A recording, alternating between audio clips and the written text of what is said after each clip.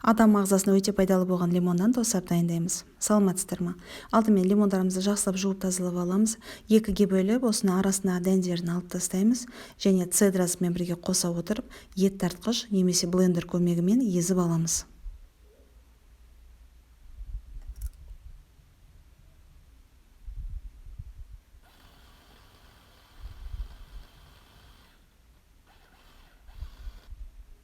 Лимондарымыз консистенциясы осындай болуға қажет.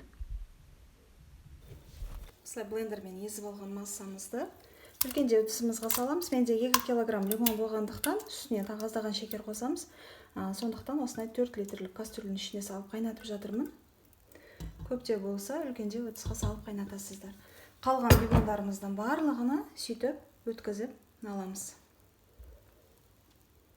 Қазір үстіне құм шекерімізді салып, аздаған суымызды құйып, газ плитаның үстіне қойып қайнатамыз.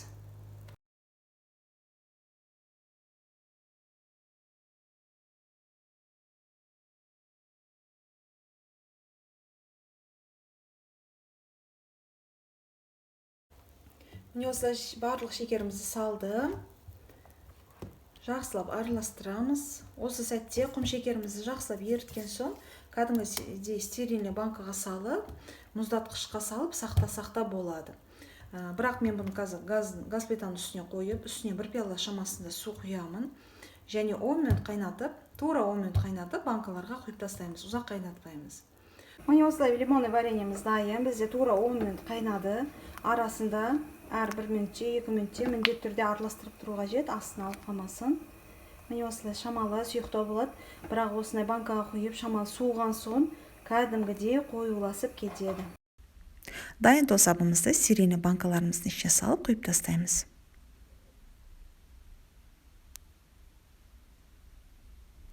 Үстіне қақпақтарын салып, жақсылап бұрап жауып қоямыз.